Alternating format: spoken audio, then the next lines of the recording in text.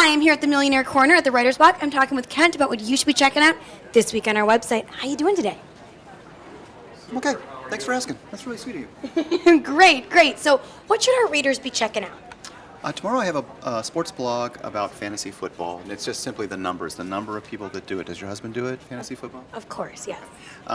It's just amazing how many people are involved and how much money is involved, and the story is just a basic rundown of all the statistics related to fantasy football. It's a huge thing, and I'm really glad I don't do it. Both my sons do it, and I'm glad I don't. You really don't do it.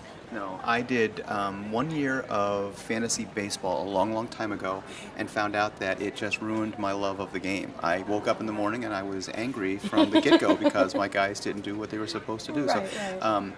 And the part of the blog refers to that as well because when fantasy football for most teams, for most leagues, ends when the NFL is in the playoffs, and so it's like you have to like divide your sentiment for your team that you've developed or your local team that you care about, and Right. it sort of tears fans apart in that regard.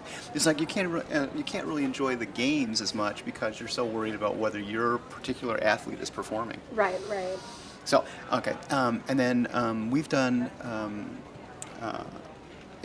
Investor Pulse questions on back to school shopping, and I did a story about. I've done stories that are both on about where investors go to buy clothing and where they go to buy supplies. And there's probably, I think, 13% of investors go to stores like Staples or OfficeMax to get their school supplies as opposed to going to Target or Walmart. Okay. But then there's also a similar percentage that are shopping for school supplies and clothing online.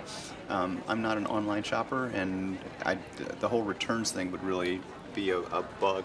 And with school supplies, in a lot of cases, they're very specific about what you have to get, and so I personally think it's better to actually be on location when you're making those purchases. But most of the shoppers go to Target or Walmart. All right. Any other stories? Yes.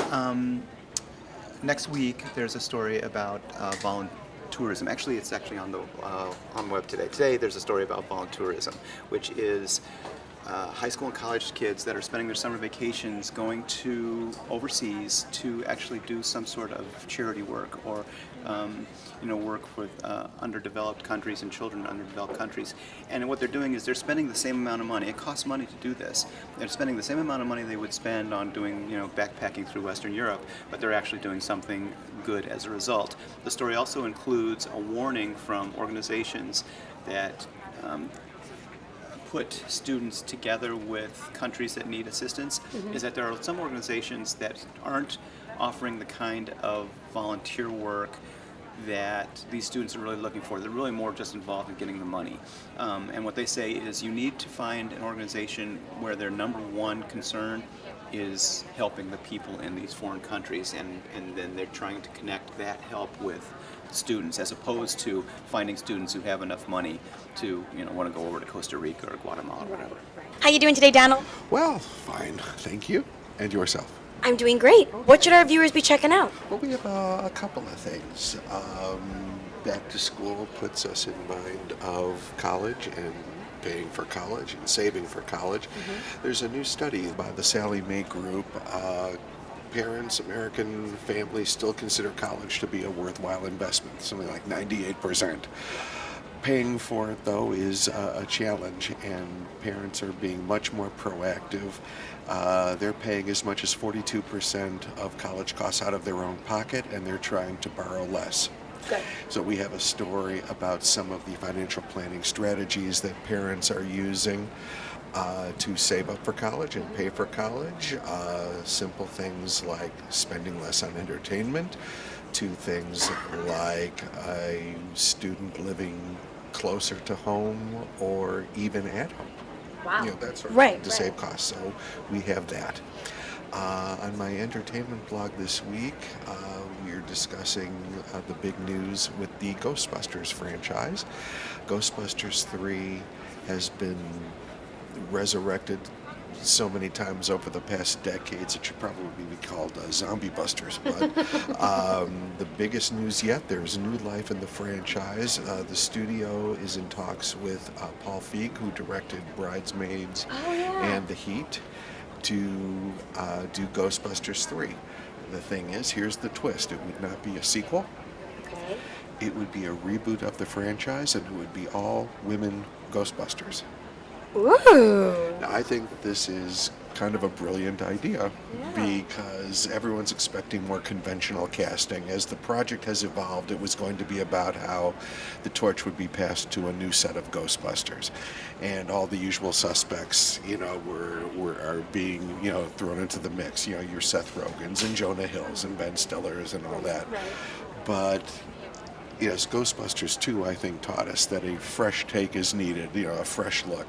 And just think about, let's say, Ghostbusters Melissa McCarthy That's exactly what I was thinking about her. Tina Fey. Tina Fey, Right. Lizzie Kaplan. So nothing has been, no contracts have been signed, but that's a very promising development. So we'll be looking for that. And next week, we have an interview with Daniel Schulman, who has written a very widely acclaimed biography of the Koch brothers called Sons of Wichita. And for anyone who likes the TV shows Dynasty or Dallas, Dun, dun, dun, dun, dun, dun, dun, dun. If I have a boy, because you all know I'm pregnant, we are going to name him James Riggins, and then I can call him JR. I'm a huge fan. he's Obsessed. the villain, right? I love the villain. The villain's always the best character. This is your I son. cried when he died. I cried as if I knew him. Hey, spoiler alert! I did not know that. Well, anyway. He died in real life. Ah, Yeah. yes. I was Okay. really upset about it. Okay. So anyway, it's a wonderful book. Now, Daniel Schulman, what's interesting is he is a senior editor for Mother Jones, which some might dismiss as a quote progressive lefty magazine, but just as some people have stereotyped the Koch brothers as these manipulative, behind-the-scenes puppet masters, but he has written a very fair and even-handed book. And it illuminates the Koch brothers. It's not really about their business dealings. It's more about the family and the four brothers. So we will have that special interview next week. It's going to be a great interview. Now, as for your blog, what's all this about designing your own shoes? Well, Donald, if you're a girl, because the website's for girls, so you're a boy, so this won't work for you. Then I'll leave. Okay. So, if you ever had an outfit that you are looking for the perfect pair of shoes to go with, but you look and look and look and you just really don't find that pair of shoes that's going to look right with the outfit, there's a website called Shoes of Prey that we are going to be talking about where you can design any shoe you want. There's over, I'd say, 15 styles, from flats to gladiators to sandals to a different size heels. You go from there and you literally build from the sole up to create your very own pair of shoes. So that is what we're going to be talking about. Another designer that's doing it is Manolo Blahnik. There's more restrictions with the Manolo Blahnik shoe. There's 5 different heel heights and then maybe 20 colors, and that's it. Where Shoes of Prey, you're actually, like I said, building from the sole up. So we go and we design together on my blog, and I show you some options that I came up with, and I hope to inspire you to go on the website and get a pair of shoes yourself. So make sure you stop by this Monday to check out my blog. I'm Heather Kiley. Thanks so much for stopping by.